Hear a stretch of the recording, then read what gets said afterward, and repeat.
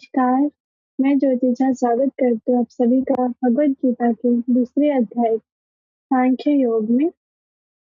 और महाभगवान कल के अवतार राघव शाही जी महाराज के आशीर्वाद से और हमारे सतगुरु भगवान सूफी मास्टर सैयद यूनुस गौहर जी के चरणों में अपना सादर प्रणाम अर्पित करते हुए मैं हमारे विशेष अतिथि गणों का भी हार्दिक अभिनंदन करती हूँ। गीता में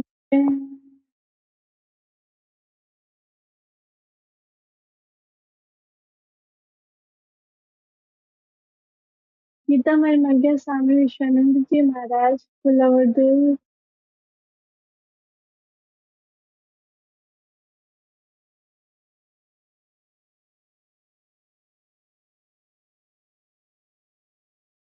स्वामी सच्चिदानंद जी महाराज और सूफी संत राजेंद्र निगम बाबू जी महाराज का।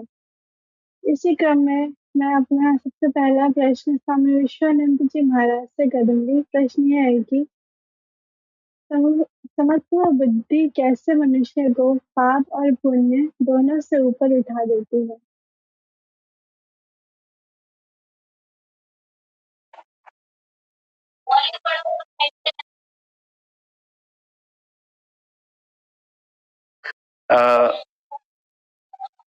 आपके प्रश्न का उत्तर समझने के लिए श्रीमद् भगवद गीता का अध्याय 2 सांख्य योग के श्लोक नंबर 50 का आधार लेके समझे तो श्लोक इस प्रकार है। बुद्धि युक्तो जहातीह उभे सुकृत दुष्कृते तस्माद् योगाय युजस्व योगः कर्मसु कौशलम्। इस श्लोक के माध्यम से अर्जुन को निमित्त बना के भगवान श्री कृष्ण सारी मानव जात को पाप और पुण्य दोनों में से मुक्त होने का तरीका समझा रहे हैं कि कोई भी साधक मनुष्य उनके कर्मों को करते समय फलों की प्राप्ति की इच्छाओं का त्याग कर और उनके कर्मों में सिद्धि मिले या असिद्धि मिले तब बुद्धि में और अंतःकरण में समान भाव रखने वाला साधक मनुष्य की जीवात्मा में पुण्य और पाप का दाग लगता नहीं है। वैसा कर्मयोगी को कर्मों में समत्व भाव रखने वाला कर्मयोगी कहा गया है। कर्मों को करते समय जरूरी कुशलताओं का उपयोग करते हुए जो कर्मों को किया जाता है उसको ही योग कहा गया है। भगवान श्री कृष्ण इसी अध्याय 2 के श्लोक नंबर 47 में समझा रहे हैं कि सब मनुष्य को उनके जीवन के निर्धारित कर्मों को करने का अधिकार दिया गया है। उनके कर्मों का फल कैसा मिलेगा, कितना मिलेगा, कब मिलेगा, अच्छा मिलेगा या बुरा मिलेगा, ये सब निर्णय केवल परमात्मा ही लेते हैं। मनुष्यों को उनके कर्मों को प्राप्त उसके कर्मों के फलों की प्राप्ति उनकी इच्छा के अनुसार प्राप्त कर लेना वो अधिकार परमात्मा ने दिया नहीं है, लेकिन परमात्मा ने स्वयं अपने हाथों में रखा हुआ है। समत्व बुद्धि को अच्छी तरह समझे तो सब कर्मों को करने वाला कर्ता अपने कर्मों को करता है, तब उनके कर्म करते समय सर पूर्ण हो या अपूर्ण हो जाए तब और उनके कर्मों का फल अनुकूल मिले या प्रतिकूल मिले तब उनके अंतःकरण में समान भाव रहे, उसको ही समत्व बुद्धि कहा गया है। अब हम पाप और पुण्य जीवात्मा में कैसे लगता है वे समझे तो जीवात्मा को एक आईना के रूप में समझे तो जैसे आईना में मिट्टी के दाग लगने से आईना में साफ चेहरा दिखता नहीं है, ठीक उसी प्रकार जब कोई भी इंसान फलों की प्राप्ति की इच्छाओं के साथ उनके कर्मों को करते हैं वे उनकी इच्छा ए लोह चुंबक बन के उनकी जीवात्मा में उत्पन्न होके वहां जाकर ठहर जाती है। जब मनुष्य नकारात्मक कर्मों को करेंगे उनका फल काले दाग बनेगा, उसके जीवात्मा में स्थित फलों की इच्छाओं का ये लोह चुंबक उसको खींच के जीवात्मा में जमा कर लेता है। वैसे काले दाग को पाप कहा गया है। ठीक इसी प्रकार जब मनुष्य अच्छे कर्मों को करेंगे तब अच्छे फल मिलेंगे, वो अच्छे फल का सफेद दाग बनेगा उसको जीवात्मा में स्थित फलों की इच्छाओं का लोह चुंबक खींच के जीवात्मा में जमा कर लेगा। वैसे सफेद दागों का पुण्य कहा गया है। इस प्रकार जो मनुष्य उनके कर्मों में समत्व बुद्धि न रख के फलों की इच्छाओं रख के कार्यों को करते हैं, तब उनकी जीवात्मा में पाप के काले दाग और पुण्य के सफेद दाग लगते रहते हैं। और जो मनुष्य उनके कर्मों में समत्व बुद्धि रख के फलों की इच्छाओं का त्याग करके कर्मों को करते हैं, तब उनकी जीवात्मा में पाप और पुण्य के कोई दाग लगते ही नहीं है। क्योंकि जब उनकी जीवात्मा में इच्छाओं का लोह चुंबक न होने से किसी भी प्रकार का फलों का सफेद और काले दाग जमा नहीं होता है। इस रीति से समत्व बुद्धि मनुष्य के पाप और पुण्य दोनों से ऊपर उठा देती है।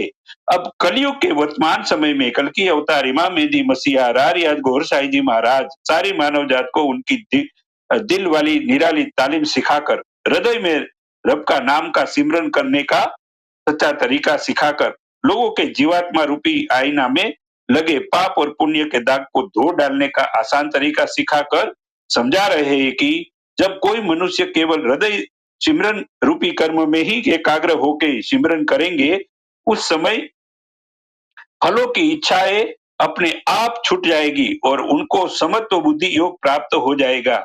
जैसे जैसे हृदय सिमरन की मात्राएं बढ़ती चलेगी, वैसे वैसे उनके हृदय में दिव्य प्रकाश नूर ज्यादा उत्पन्न होने लगेगा। उससे उनके जीवात्मा में लगे हुए पुराने पाप और पुण्य के दाग धुल जाएंगे और नए दाग लग ही नहीं पाएंगे।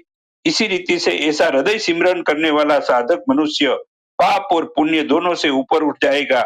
इसीलिए वे अपना हृदय रूपी आईना साफ रख पाएंगे। इस कल्याणकारी हृदय सिमरन की सच्ची पद्धति रीत सीखने के लिए कल्कि अवतार इमाम मेहदी मसीहा रारियात गौर साई जी महाराज सारी मानव जात को अलरा टीवी यूट्यूब चैनल पर आने का प्रेम पूर्वक निमंत्रण दे रहे हैं।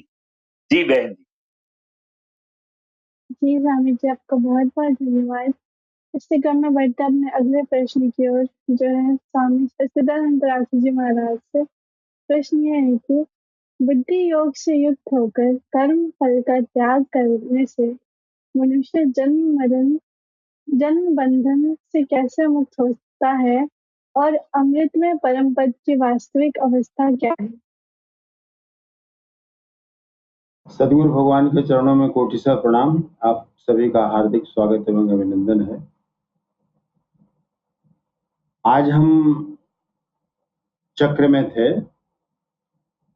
और चक्र जिसको आप लोग साधारण भाषा में भोजन कहते हो जी, उसी को सदुपड़ी भाषा में चक्र कहते हैं जी। और जब सब साधक रहते हैं तो उसको चक्रार्चन बोलते हैं। तो उसमें एक बात याद आ गई, उसमें हम लोग बोलते हैं अंत में जी, जेकर चुन होकर पुन जोगी अवधूत के पाप लगे न पुन। एक तरह से ये दुआ भी है जी। तो यहाँ दो शब्द आया है, जोगी और अवधूत जी। योगी का अर्थ सभी लोग समझते ही हैं कि जो परमात्मा से जुड़ गया है या जोड़ने की प्रक्रिया को जानता है वो योगी है। अवधूत के विषय में मैं ये इसलिए बोलना चाहा कि अवधूत के विषय में बड़ी भ्रांतियां हैं। जैसे आप लोग कहते हो कि अघोरी, आप लोग समझते नहीं हो। आप लोग ये समझते हो कि जो काला वस्त्र धारण कर लिया, हड्डियां उड्डियां लटका लिया, वो अघोरी है। अघोरी वो नहीं है, अवधूत वो नहीं है। अवधूत का अगर शाब्दिक अर्थ भी आप जानना चाहें तो अ माने जो नित्य है, अक्षर है, जो इसका नाश नहीं होता, जो अमर है। वो माने जो वासनाओं से मुक्त है, वासना रहित है। और ध माने जिसका धूत चित्त है, निर्मल मन है, चित्त जो उसका है वो निर्मल है। और त माने तत्वमसि, वो ब्रह्ममय हो गया है, वो ब्रह्म के साथ जुड़ गया है, वो अवधूत कहलाता है। और अघोर शब्द का भी अगर शाब्दिक अर्थ लें आप, तो अ माने नहीं, घोर माने कठिन, जो सरल हो गया है। सरल मतलब जो बच्चे के समान हो गया है, जो 6 महीने का बच्चा का स्वभाव होता है, उस स्वभाव में जो साधक आ गया उसको अघोर कहते हैं।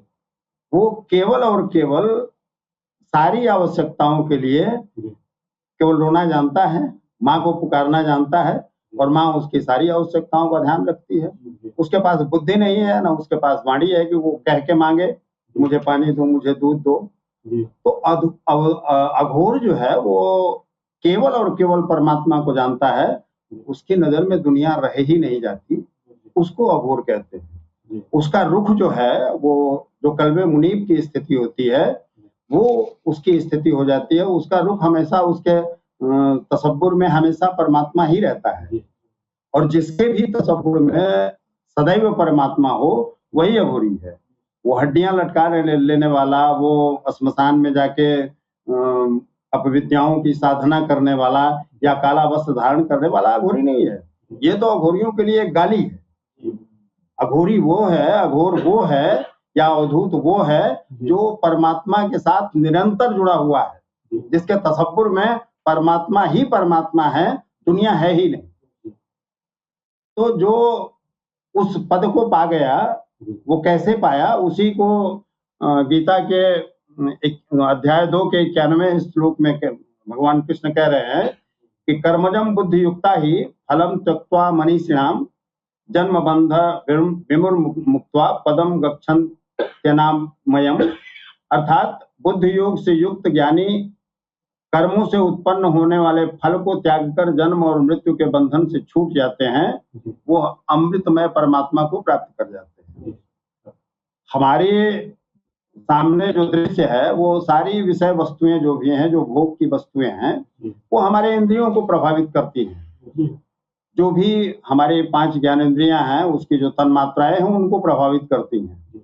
वो इंद्रियां हमारे मन को प्रभावित करती हैं, मन उस दिशा में भागने लगता है, और बुद्धि शून्य स्थिति में रहती है। बुद्धि स्थूल बुद्धि होती है, तो मन बुद्धि पे हावी रहता है, अपने मन की करा लेता है। ये स्थिति ही जो है वो शूद्र की स्थिति है या नफ्स अम्मारा की स्थिति है। तो ये वासनाओं को नियंत्रित करके अगर बुद्धि शुद्ध होने लगती है, उसका राइट पार्ट अगर जागृत हो गया, हमारा हृदय का निर्माण हो गया, हमारा कल्ब जागृत हो गया, तो बुद्धि शुद्ध हो गई। तो यही यहाँ पे कह रहे हैं कि जो शुद्ध बुद्धि से या जो बुद्धि से युक्त हो, जिसकी बुद्धि में ये क्षमता आ गई कि क्या गलत है, क्या सही है, क्या पाप है, क्या पुण्य है, इससे युक्त होके, इससे सजग होके, होश में आके, सजगता के साथ जो अपने कर्मों को कर रहा है, अर्थात जो वर्तमान में कर रहा है, उसको न तो भविष्य की चिंता है न भूत की चिंता है। भूत में क्या हुआ उससे कोई मतलब नहीं है, भविष्य में क्या होगा इसका भी कोई उसको लोभ नहीं है, क्योंकि वो बुद्धि उसकी शुद्ध हो चुकी है और वो परमात्मा की तरफ उसका रुख हो चुका है। तो जो परमात्मा के आश्रित हो गया है, जो परमात्मा के ही स्मरण में है, ऐसे व्यक्ति को हम योगी या अवधूत कह सकते हैं या कहते ही हैं। तो ये जो स्थिति है, इस स्थिति में आने के बाद आप वासनाओं से मुक्त हो जाते हैं, आप कर्म के बंधनों से मुक्त हो जाते हैं। आप देखिए ना कि अगर आपके द्वारा किसी की हत्या हो जाती है तो 302 के अभियुक्त हो जाएंगे, लेकिन अगर अभी मोदी जी के द्वारा कोई हत्या हो जाए तो कुछ नहीं होगा, इसलिए कि वो उस स्तर को पार कर चुके हैं। वो सामान्य जन के स्तर को पार करके हमारे सारे लोगों की शक्तियों के संवाहक हैं। उनके ऊपर कोई दोष नहीं लगेगा, क्योंकि हम ये सोचेंगे कि उन्होंने जो भी किया होगा सत्य किया होगा। तो इन कर्म के बंधनों से वो मुक्त हो गए। वैसे ही जो शुद्ध बुद्धि के साथ अपने कर्मों का निर्वहन करता है या परमात्मा का स्मरण करते हुए अपने कर्मों का निर्वहन करता है, उसको पाप और पुण्य से कोई लेना देना नहीं होता, क्योंकि पाप और पुण्य तो उस सीमा तक है ना जहां तक प्रकृति है। प्रकृति के अंतर्गत ही ये 3 गुण आते हैं, रजोगुण, तमोगुण और सतोगुण। जो प्रकृति से ऊपर की बात को देख रहा है, जो उस एक ब्रह्म को देख रहा है, वो एक परमात्मा को देख रहा है, उससे इस दुनिया से क्या लेना देना है। और अवधूत या योगी उसी एक परमात्मा का चिंतन करता है, उसी का तसव्वुर उसके दिल दिमाग में हमेशा रहता है, इसलिए इधर के कर्मों का उसको कोई प्रभाव ही नहीं है। ठीक वैसे ही जैसे मोदी जी हत्या कर दे तो कोई केस नहीं होगा। तो यही इस श्लोक में समझाया गया है कि जो शुद्ध बुद्धि से उस कर्म को करता है वो जन्म और मृत्यु के बंधनों से मुक्त हो जाता है, आवागमन के चक्र से मुक्त हो जाता है। और ये वैसे भी चक्र से मुक्ति तब मिलेगी जब प्रकृति को आप पार कर जाओ, प्रकृति के गुणों को पार कर जाओ। बिना गुणों को पार किए आप गुणा गुणेषु वर्तन्ते इति मत्वा न संजते। जब तक इस प्रकृति में है तब तक प्रकृति के गुणों से प्रभावित होते ही रहेंगे और आवागमन का बंधन लगा ही रहेगा। इसलिए इस गुणों के ऊपर जाओ, उस ब्रह्म के साथ जुड़ो, उससे एकाकार कर लो और उसी का स्वरूप बन जाओ। इसी के साथ मैं अपनी वाणी को विराम देता हूँ। जी, आपने बहुत ही अच्छा इस प्रश्न का उत्तर दिया है। अभी बढ़ते अपने अगले प्रश्न की ओर, जो है सूफी संत राजेंद्र निगम बाबा जी महाराज से। प्रश्न यह है कि मोह कलिल, मोह रूपी दलदल को पार करने के बाद ही सच्चा श्रवण और स्थिर बुद्धि क्यों संभव होती है, और यह अवस्था साधक को समत्व योग तक कैसे ले जाती है?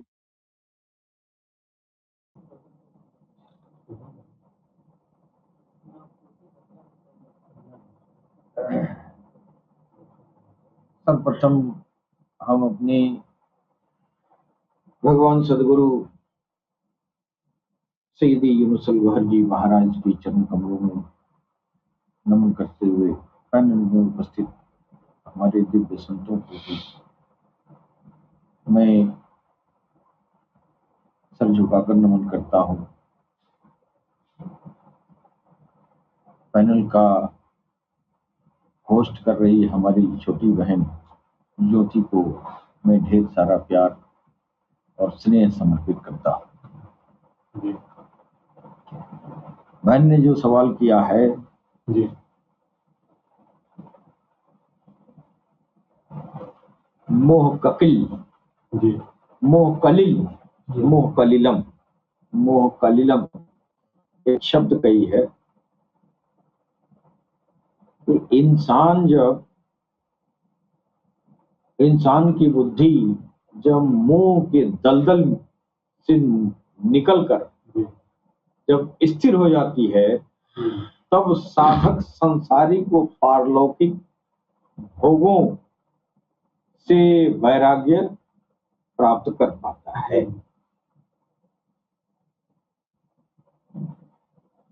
कहने का मतलब है, अभी हमारे बगल में बैठे हुए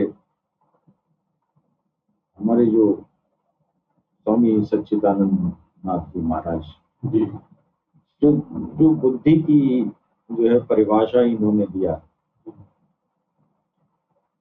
कि इंसान वही है, तो बुद्धि जो है दो तरह की क्यों हो गई, और यहाँ कहा जा रहा है कि बुद्धि शुद्ध हो जाए, है ना। बुद्धि जो है आपका मोह के दलदल से निकल जाए, तो बुद्धि वही है। अब मोह के दलदल से जब निकल जाएगी तो उसकी क्वालिटी क्यों चेंज होती है? बुद्धि तो वही है। मालूम हुआ कि ये जो बुद्धि चेंज होती है मोह का पर्दा हटने से चेंज होती है, और मोह का पर्दा तब हटता है जब गुरु की कृपा दृष्टि पड़ती है। बिना गुरु की कृपा दृष्टि के आपकी बुद्धि में शुद्धता आएगी ही नहीं। अगर आप ये जान भी गए, गीता पढ़ लिया है आपने और गीता का ये श्लोक भी आपने याद कर लिया कि यदा ते मोह कलिलम बुद्धि व्यर्थिता रिष्यति तदा गंतासि निर्वेदम श्रोतव्यस्य श्रुतस्य च। अर्थात जिस समय तेरी बुद्धि मोह रूपी दलदल से भली बात पार कर जाएगी, उस समय तू सुने हुए और सुनने में आने वाले इस लोक और परलोक संबंधी सभी भोगों से तेरा वैराग्य हो जाएगा। मतलब यह है कि आपकी बुद्धि तभी जो है मोह रूपी दलदल से निकल पाएगी। अब आपने पढ़ लिया ये गीता का, ये अर्थ भी आपने पढ़ लिया, श्लोक भी याद कर लिया, आपको फायदा कैसे होगा? आपने जान लिया कि बुद्धि से मोह का पर्दा हटेगा, तो मोह का पर्दा हटाने के लिए हमको इस गुरु की शरण में जाना होगा। तब हमारे बुद्धि से जो मोह का पर्दा हटेगा तो बुद्धि शुद्ध होगी। और जब बुद्धि शुद्ध हो जाती है तो फिर जो है इस संसार का जो लोभ मोह है इससे भी छुटकारा होता है। और इस संसार के बाद कुछ लोग ऐसे भी हैं जिनको स्वर्ग का लालच भी है कि हम मरे तो वैकुंठ में जाएं। ये भी एक तरह का मोह ही है। हाँ, वैकुंठ में जाने का आपको अगर इस बात का मोह है, इस हेतु आप भगवान की पूजा अर्चना या मानते हैं, आप साधु संत बने हैं, योगी बने हैं और आपके मन में यह है कि भगवान हमको वैकुंठ में जगह दे देंगे, स्वर्ग में चले जाएंगे, तो ये भी जो है माया ही का एक रूप है। लेकिन जिसके बुद्धि से ये पर्दा हट चुका होता है उसको स्वर्ग में भी जाने की ख्वाहिश नहीं होती है। वो सिर्फ अपने प्रभु से वो लव लगाए रखता है और उसका जो अंततोगत्वा है, जो उसका अंजाम है, वो प्रभु में मिलना है, प्रभु से ये जो है जुड़ जाना है।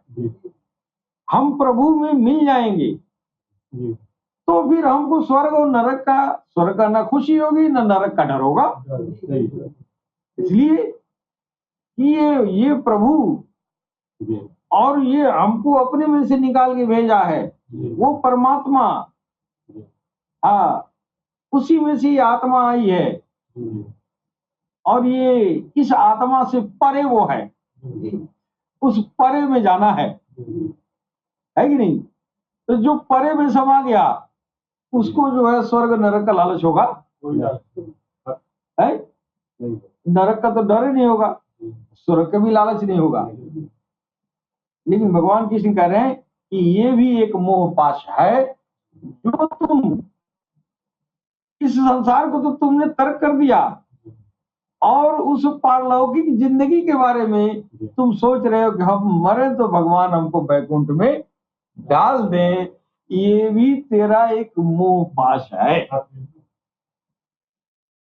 तो ये जो भजन भाव, जो भगवान की बंदगी जो आदमी करता है, कहा गया है कि भगवान का मिलना बड़ा कठिन है। क्यों कठिन है? कुछ सूफी शायर कहते हैं याग का दरिया और डूब के जाना है। क्यों कहते हैं? इसलिए कहते हैं कि ये आपकी बुद्धि से इस मोह पाश को हटाना अत्यंत ही कठिन काम है और आपके न समझदारी से होगा, न आपके काबिज से होगा, न आपके अभ्यास से होगा, न आपके किताब कापी पढ़ के रट के याद करने से होगा। आप यह बात जान भी गए कि हमारे यह बुद्धि से यह जो है मोह रूपी दलदल से हमारी बुद्धि निकलेगी तब हमारा कल्याण होना है। जान भी गए तो फिर हो गया? नहीं होगा। जानने के बाद इस जाल को हटाने वाला एक ऐसा गुरु की तलाश करनी पड़ेगी। अब गुरु की जो इस जमाने में ये हो गया है कि हर कोई गुरु बन रहा है और ये भगवान जो कह रहे हैं ये जो है मोह रूपी दलदल से बुद्धि को निकालना। तो जो गुरु होने का दावा कर रहे हैं या गुरु बन रहे हैं, अपने कितने शिष्यों को मोह रूपी दलदल से उसकी बुद्धि को आपने निकाल दिया? नहीं निकाल रहा है ना। अगर इसका सर्वेक्षण किया जाए तो पता चलेगा कि करोड़ों गुरुओं में कोई एकादशी गुरु होगा जो अपने शिष्यों की बुद्धि को मोह पाश से निकाला है। और इसी हेतु, इसी काम के लिए इस कलयुग में जब सबकी बुद्धि मोह पाश में बंध जाएगी इस मोह पाश से आजाद कराने के लिए वो सुपर पावर कल्कि अवतार का आना होगा। इसलिए इस जात के इंतजार जुगों जुगों से हो रही है। सिर्फ हिंदू ही नहीं, मुसलमान भी उस जात का इंतजार कर रहा है, इसलिए कि उसकी भी बुद्धि मोह पाश में बंद है। हिंदू का भी बुद्धि मोह पाश में बंद है, सिख और ईसाई का भी, समस्त इंसानियत की जो बुद्धि है वो मोह पाश में बंधी हुई है। इस मोह पाश से निकालने के लिए काल्कि अवतार का इस जमीन पर आना हुआ है। उस जात का नाम है सैयदना रियाज अहमद गौहर शाही। नाम तो लगता है मुसलमानों में से आया है, असल बात यह है कि सरकार गौहर शाही न हिंदू है, न मुसलमान, न सिख, न ईसाई। वो ऐसी हस्ती हैं कि समस्त इंसानियत के बुद्धि पर चढ़ा हुआ मोह पाश, मोह की जो दलदल है, सारी इंसानियत की बुद्धि को उसके मोह के दलदल से निकाल के सच्चे वैराग्य के तरफ रागिब कर रहे हैं। काल्कि अवतार का ये काम होगा। काल्कि अवतार का खून खराबा काम थोड़ी होगा। हिंदू मुसलमान का लड़ाई थोड़ी करेगा, किसी धर्म का झंडा थोड़ी घुमाएगा। काल्कि अवतार मानवता का कल्याण करेगा, और मानवता का कल्याण सिर्फ और सिर्फ तेरी बुद्धि को मोह पाश से निकाल के आजाद कर देगा और तेरी आत्मा को उस परमात्मा में मिला दे। इससे बड़ा फतह इस धरती पर कोई जंग नहीं है। किसी जंग में इस तरह की फतह नहीं हुई है कि मोह पाश से निकाल के उसकी बुद्धि को आजाद कर दे। और यह काम बखूबी सरकार गौहर शाही कर रहे हैं। आज सरकार गौहर शाही अदृश्य हैं, जिनका आना तय है। आज नहीं कल उनको आना है, और जब वो आ जाएंगे तो आज जो बुद्धि से, ये बुद्धि को मोह पाश से जो निकालने का अभियान जारी किए हैं, ये अभियान बंद हो जाएगा। आज अपने प्रतिनिधि को बैठाए हैं कि ये लोगों के जो बुद्धि है उसके मोह के दलदल से निकालो। और यह काम सरकार सैयदी यूनुसल गौहर निस्वार्थ इंसानियत के कल्याण हेतु हर हाल में, उनकी तबीयत भी खराब होने के बावजूद भी इस काम को मुसलसल अंजाम दे रहे हैं। वो कौन है जिसको भगवान काल्कि अवतार ने ड्यूटी पर बैठाया और कहा कि यह काम होते रहना चाहिए, कि इंसानियत के बुद्धि को मोह पाश से निकालो, चाहे वो इंसानियत हिंदू हो, मुस्लिम हो, सिख हो, ईसाई हो। एकमात्र रास्ता इंसानियत के कल्याण के लिए, एक मात्र रास्ता वही है कि इंसानियत की बुद्धि को ये जो है माया और मोह के दलदल से निकाल के आजाद। जिसकी बुद्धि आजाद हो गई वो समत्व को प्राप्त कर गया, उसको सुख दुख और धूप बारिश का असर उसके ऊपर नहीं पड़ता है। अब वो सिर्फ वो उसके अंदर वो परमात्मा का गुण विकसित हो जाता है। अब उससे गुनाह होगा ही नहीं, अब वो गलती कर ही नहीं सकता, इसलिए कि वो उसका कमांडेंट, अब वो खुद ईश्वर हो गया। जब ऐसा हो गया कि हर इंसान ईश्वर के निर्देशन में अपना जीवन यापन करेगा, तो ये धरती मिसले स्वर्ग मिसले जन्नत हो जाएगी। इसी काम को सरकार गौहर शाही अंजाम दे रहे हैं। जी भाई। जी, आपका बहुत बहुत धन्यवाद। बहुत ही अच्छा मैसेज भी दिया है आपने।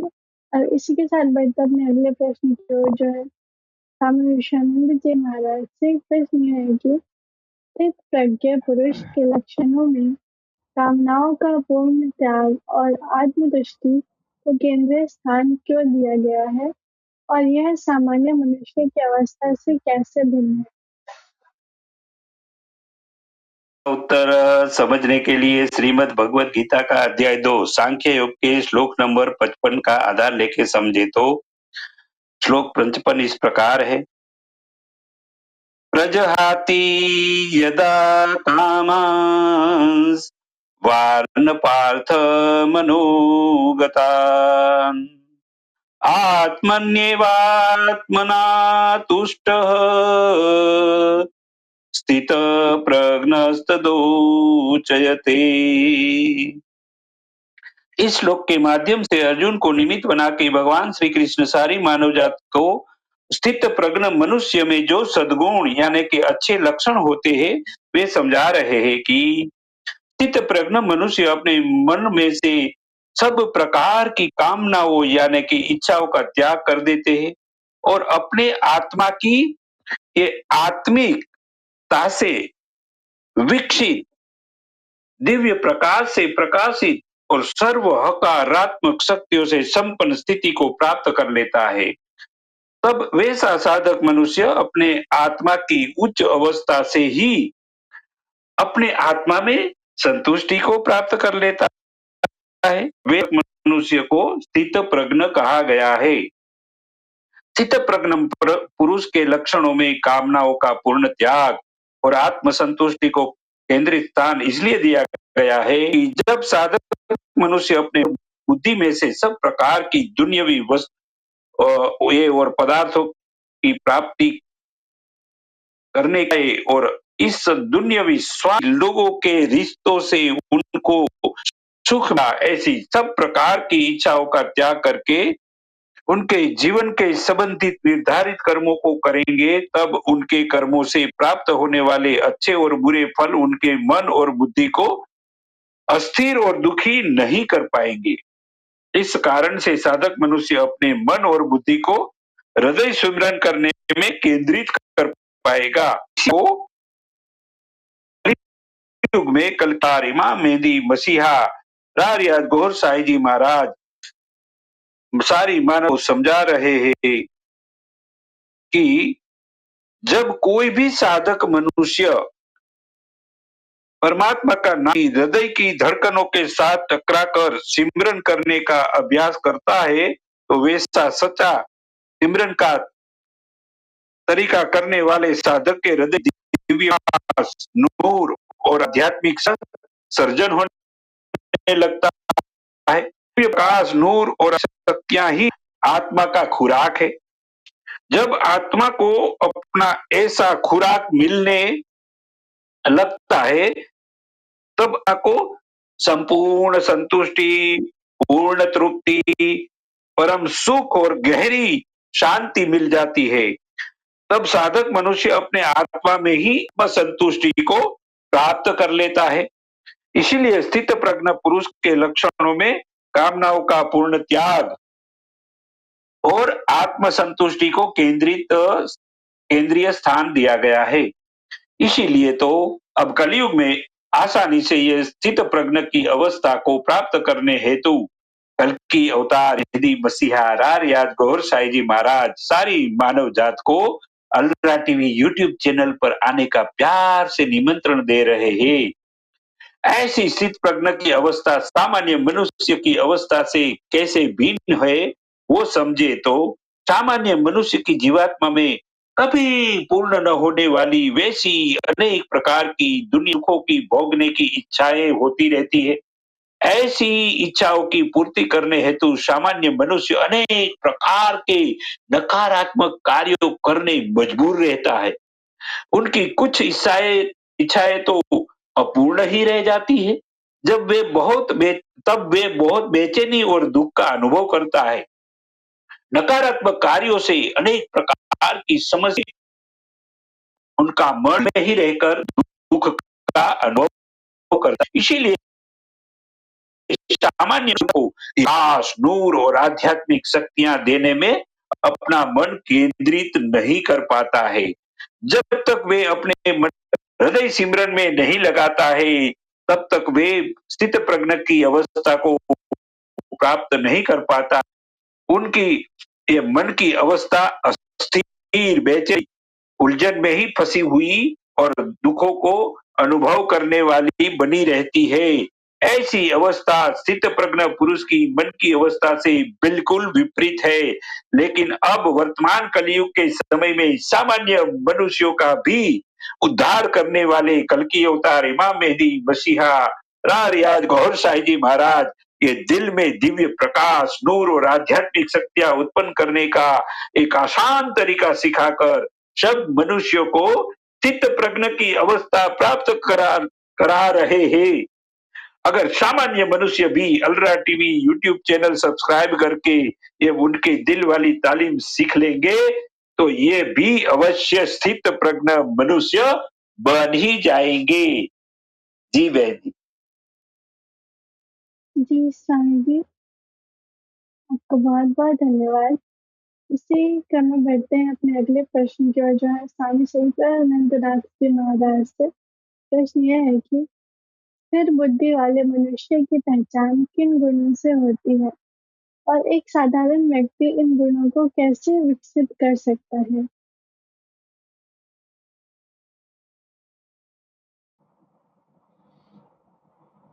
पुरुष ही सम है और प्रकृति भी सम है, तो सम बुद्धि या स्थिर बुद्धि का अर्थ यह है कि वो साधक इस प्रकृति को पार कर जाए, जहाँ रजोगुण, तमोगुण और सतोगुण समत्व की स्थिति में आ जाए।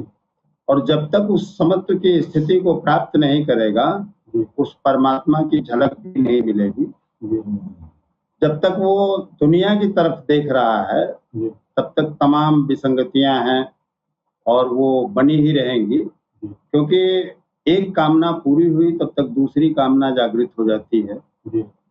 हम निरंतर इसी उलझनों में बंधे रहते हैं, ये हमारा हो जाए, वो हो गया तो फिर इससे अच्छा और हो जाए।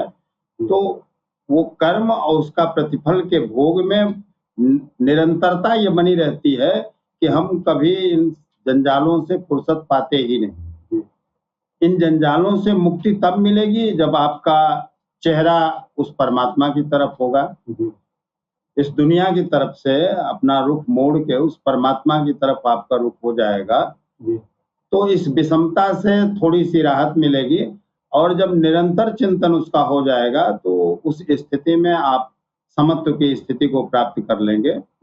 और समत्व की स्थिति प्राप्त करने के बाद आप कामना रहित हो जाएंगे, वासना रहित हो जाएंगे, क्रोध रहित हो जाएंगे। मतलब दुनिया की जो भी ये विसंगतियां हैं, या जिसको हम माया कह सकते हैं, माया का कोई भी बंधन उस साधक पे या उस व्यक्ति पे असर नहीं करेगा। भगवान कृष्ण ने गीता के अध्याय 2 के 56 और 57 श्लोक में इसका वर्णन दिया है कि दुखेषु विघ्न मना सुखेषु विगत स्पृहा वीतराग भय क्रोध स्थित धीर मुनिरुच्यते। अर्थात दैहिक, दैविक, भौतिक दुखों में जिसका मन उद्विग्न नहीं होता, उधर वो देख ही नहीं रहा है तो उद्विग्न क्या होगा। हम दुनिया की तरफ देख ही नहीं रहे हैं, हमको दुनिया से कुछ लेना देना ही नहीं है। क्या काम बन रहा है, क्या बिगड़ रहा है, क्या लाभ हो रहा है, क्या हानि हो रही है, तो मन उद्विग्न कैसे होगा। सुखों की प्राप्ति में जिसकी स्पृहा दूर हो गई है, लालसा जिसके दूर हो गई कि हमको ये सुख मिल जाए, और जिसके राग, भय और क्रोध नष्ट हो चुके हैं, मननशीलता का चरम सीमा पर पहुंचा हुआ मुनि स्थिति प्रज्ञ कहा जाता है। तो कुल मिला के आपकी दृष्टि दुनिया की तरफ है ही नहीं कि दुनिया में क्या हो रहा है, ये भूत में क्या हुआ, वर्तमान में क्या हो रहा है, और हमारी कामनाएं क्या हैं, वो पूरी हुई कि नहीं हुई, उसके लिए श्रम हमको करना है कि नहीं। इन बातों से आप जब ऊपर उठ गए, केवल और केवल एक ही प्रभु का चिंतन है, तो वहां समता आ गई, आपका गिलास तो लबालब भर गया, थोड़ा सा भी बाकी नहीं रहा, वो सम हो गया है, पूरा हो गया है। दूसरे श्लोक में कहते हैं, यह सर्वत्र नाभिस्नेह तत्तत् प्राप्त शुभाशुभम नाभिनंदति न द्वेष्टि तस्य प्रज्ञा प्रतिष्ठति। अर्थात जो पुरुष सर्वत्र से स्नेह रहित हुआ शुभ अथवा अशुभ को प्राप्त होकर न तो प्रसन्न होता है न द्वेष करता है, जिसकी बुद्धि स्थिर है, शुभ वह है जो परमात्मा की तरफ अग्रसर करता है और अशुभ वो है जो प्रकृति की तरफ ले जाता है। स्थित प्रज्ञ पुरुष अनुकूल परिस्थितियों से न प्रसन्न होता है और न ही प्रतिकूल परिस्थितियों से द्वेष करता है, क्योंकि प्राप्त होने योग्य वस्तु न उसमें उससे भिन्न है और न पतित करने वाला विकार ही उसके लिए, अर्थात अब साधन से उसका क्या लेना देना। तो बात सिर्फ इतनी है कि आपका रुख किधर है, आपका चिंतन किधर है, आपकी बुद्धि में आपके मन में चल क्या रहा है। अगर आपके बुद्धि में या आपके मन में कामनाएं चल रही हैं तो स्थिरता आ ही नहीं सकती। सारी कामनाएं जब खत्म हो जाएं, कामनाओं से शेष हो जाएं आप, तो न राग होगा न द्वेष होगा, तो उस परमात्मा के का ही चिंतन और चिंतन केवल रहेगा। मैं बताऊं आपको कि जब साधना काल में मैं था तो मेरे घर में गीता थी। कभी मन होता था तो एक पन्ना पलट लेता था, लेकिन मन ही नहीं लगता था, पढ़ने की इच्छा ही नहीं होती थी, क्योंकि इसमें कुछ समझ में नहीं आता था। और जब सैयदी ने आदेश दिया कि जरा गीता को देखा जाए, आप लोग गीता पे कुछ बोलो, तो जब पलटने लगा तो सारी स्थितियां स्पष्ट होती चली गई। यात्रा बस उतने है और इसी पे चाहे जिन शब्दों में चाहे जिस रीति से हर जगह कहा गया है। अब इन तीनों चारों श्लोकों में देख लीजिए क्या बताया जा रहा है। आप उस प्रकृति से पार चले जाओ, उस परमात्मा से जुड़ जाओ तो योगी हो गए, अवधूत हो गए। उसके नीचे अगर प्रकृति में रह रहे हो तो काम भी है, क्रोध भी है, लोभ भी है, मोह भी है, मत्सर भी है, सारी बुराइयां हैं। तो जब इधर आपका रुख ही नहीं रहेगा, आप कल्बे मुनीब की स्थिति में आ जाएंगे तो इधर देखेंगे ही नहीं, इससे कोई लेना देना नहीं होगा कि क्या मेरा लाभ हो रहा है, क्या नुकसान हो रहा है। तो जब पढ़ने लगा तो ये समझ में आ गया कि केवल नफ्स अंबारा से नफ्स मुतमइन्ना, कल्बे सनोवर से कल्बे शहीद की स्थिति का ही वर्णन है पूरे शास्त्र में। किन बिंदुओं पे कैसे समझाया जाए, क्या बोल दिया जाए कि आपकी समझ में आ जाए, वो विभिन्न शैलियां हैं, विभिन्न तरीके हैं, लेकिन बात सिर्फ इतनी है। और जिसको सरकार ने इतना सरल रीति से और संक्षिप्त में लेकिन सुस्पष्ट बता दिया कि एक ही मंत्र है, तुम्हारे हृदय में इसमें जात का प्रवेश हो गया तो सारी गीता तुमको समझ में आ जाएगी। हर जगह एक ही बात तुमको नजर आएगी कि समत्व को प्राप्त करना है, स्थिति प्रज्ञ बन जाना है, काम क्रोध लोभ मोह ये सारे अपने आप निकल जाएंगे जब उधर रुख तुम्हारा हो जाएगा। तो जब तक इधर झांकोगे दाहिने बाएं तब तक ये फंसाएंगे, तब तक उलझाएंगे। तुम इधर देखना ही बंद करो, तुम केवल उसी का चिंतन करो, उसी की तरफ देखो। और ये तब होगा जब कोई सदगुरु मिल जाएगा और उस नाम को इस हृदय में डाल देगा। तो जब वो ये अपना काम करेगा तो जब प्रकाश दिखेगा जिधर उधर ही तो जाओगे आप। अंधेरा धूप हो तो एक जुगनू भी आपको रास्ता दिखा देता है, और जहां अल्लाह आ गया आपके सीने में, वो तो आपको मुर्शिद आपका सारथी बन के आपका रास्ता दिखाएगा ही दिखाएगा। तो बात सिर्फ इतना है कि आपको सदगुरु मिलना चाहिए और उसके द्वारा आपके हृदय में वो नूर प्रविष्ट कर जाना चाहिए। उसके बाद सारी बात खत्म हो जाएगी। ये नफ्से अंबारा और नफ्से मुतमइन्ना की स्थिति कब पार हो गई आपकी समझ में नहीं आएगा। तो स्थिति प्रज्ञ वही है जहां उस परमात्मा से एकाकार हो गया, या कल्बे मुनीब की जो चरम स्थिति है, कल्बे शहीद के पहले की वो स्थिति जब आ गई तो आप उस परमात्मा के एकदम सन्निकट आ जाएंगे और आपके दिमाग में आपके दिल में कभी भी दुनिया नजर ही नहीं आएगी और आपका कल्ब शहीद हो जाएगा, आप उसी में समा जाएंगे, आपका मुर्शिद आपके कल्ब में उतर आएगा। जी जी, आपको बहुत बहुत धन्यवाद। इसी क्रम में बढ़ते अपने अंतिम प्रश्न की ओर, जो है सूफी संत राजेंद्र निगम बाबूजी महाराज से। प्रश्न यह है कि इंद्रियों को विषयों से हटाना और परमात्मा के साक्षात्कार के बाद ही राग का पूर्ण निर्वृत्त होना, इन दोनों अवस्थाओं में क्या मूलभूत अंतर है?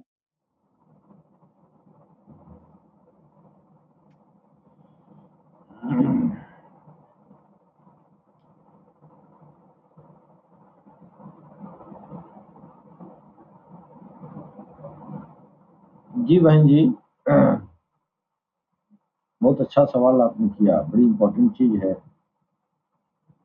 ये जो सवाल है जी, मानवता के लिए बड़ी ये जो है लाभदायक है।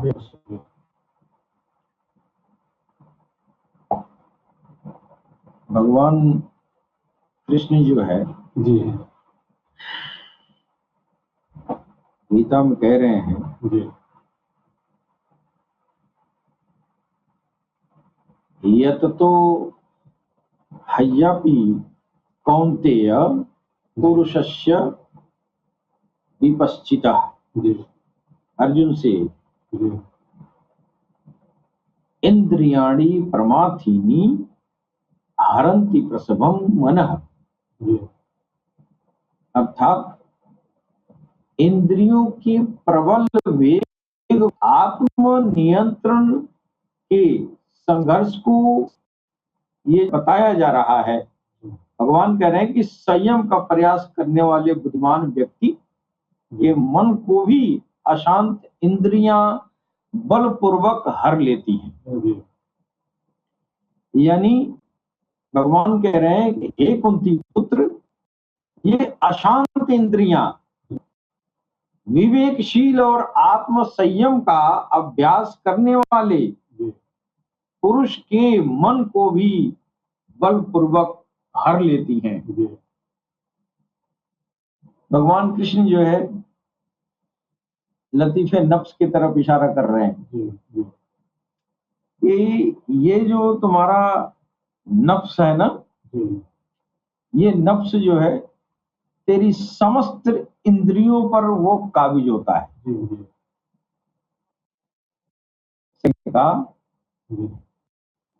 ये इंद्रियां हैं, ये इंद्रियां किसी शक्ति से संचालित होती हैं। जैसे आपका नाक है, कान है, ये जुबान है, ये सारी इंद्रियां कहलाती हैं और इनसे आप अपने जीवन का काम लेते हैं।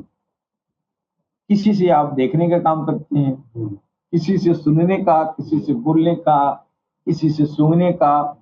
ये आपके दिनचर्या को चलाने के लिए इंद्रियों को संचालित होना जरूरी है।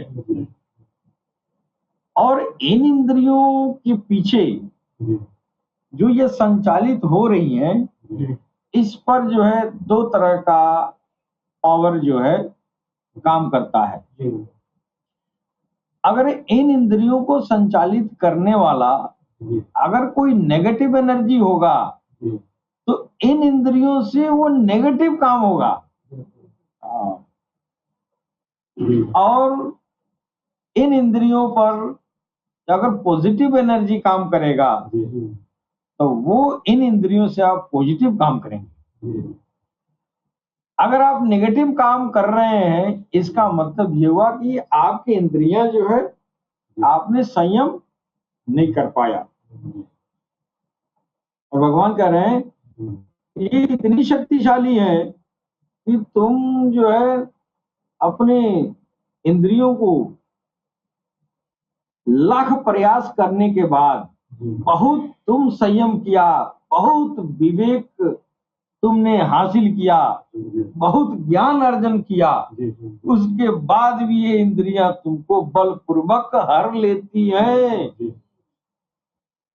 ये इशारा भगवान कृष्ण लोगों को, अर्जुन को कह रहे हैं कि तुम्हारे बस की बात नहीं है, तुम इसको जीत लो।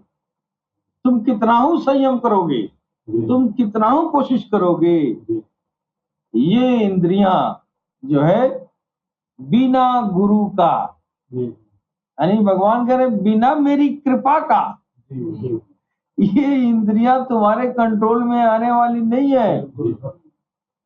और यही होता है कि हम दुनिया को ये तासुर दे रहे हैं कि हम साधु हो गए, हम महात्मा हो गए, और इंद्रियां हमारी चलायमान है, निरंतर वो नेगेटिव एनर्जी के कंट्रोल में है। और दुनिया को तासुर भी दे रहे हैं कि हम जो है इंद्रियों को वश में किए हैं, हम साधु हैं, महात्मा हैं और क्या क्या हैं।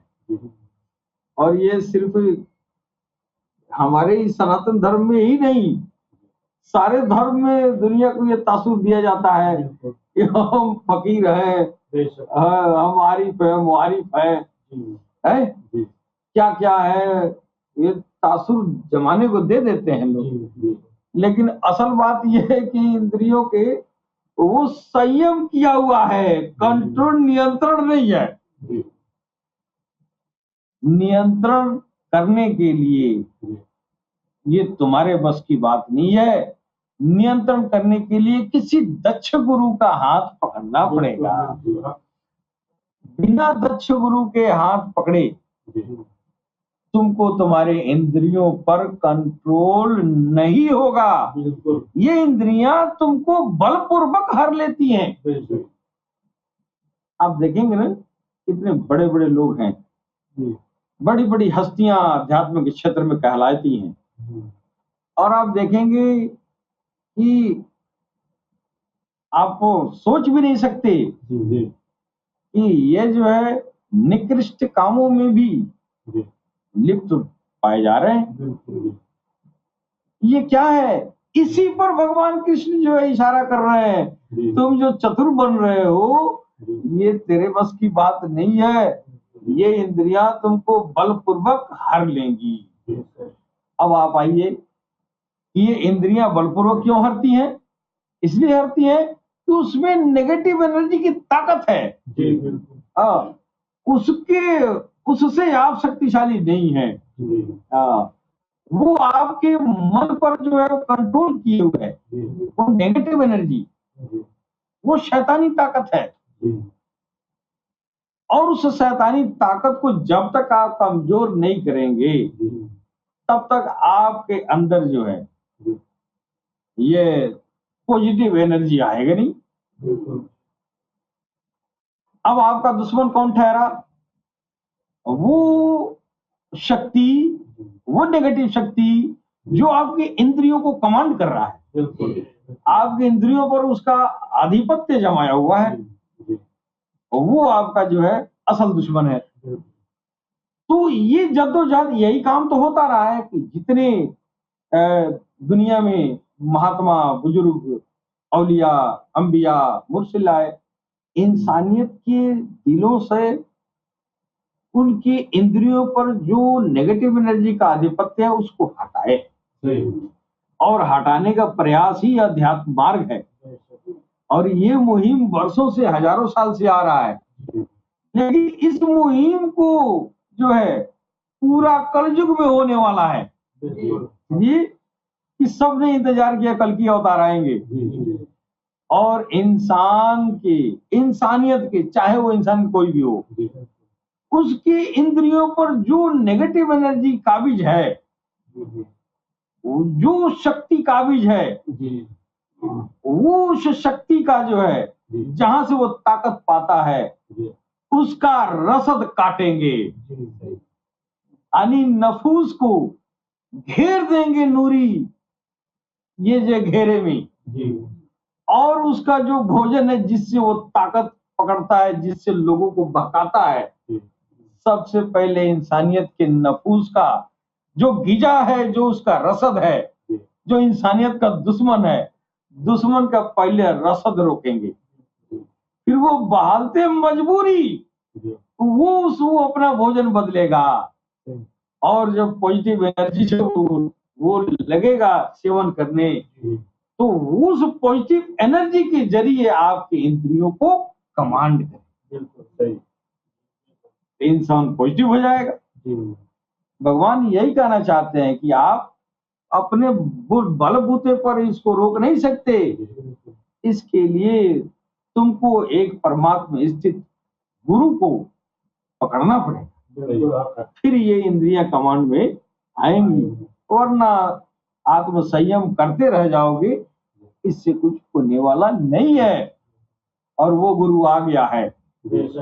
अब इंसानियत के दुश्मन शैतान की रसद को रोकने वाला और इंसानियत के अंदर नूर का संचार करने वाला वो हस्ती आ गई है, जिसका नाम है सैयदना रियाज अहमद गौहर शाही, जो न हिंदू है, न मुस्लिम, न सिख, न ईसाई, सिर्फ वो रहबर है इंसानियत, जिनका चेहरा चांद, सूरज और हाजिर अस्मद में ईश्वर की तरफ से दिखाया जा रहा है। सारी इंसानियत पहचान ले उस गुरु को और अपने इंद्रियों पर नियंत्रण पाए। इसके साथ ही अपने वाणी पर विराम देंगे। सलाम, नमस्ते, सत श्री अकाल, गौहर शाही मरहबा। गौहर शाही मरहबा। आप सभी ने सभी भगवद गीता ज्ञान में महाभगवान कल्कि अवतार गौहर शाही जी महाराज का आशीर्वाद से जिसका आध्यात्मिक मन बताया है, मैं आशा करती हूँ कि इससे हमारे देखने वाले को फायदा हुआ होगा। इसी के साथ फिर मिलते हैं अगले शनिवार को अन्य प्रश्नों के साथ। तब तक के लिए आप सभी का बहुत बहुत धन्यवाद। जय गौहर शाही, जय श्री काल की अवतार।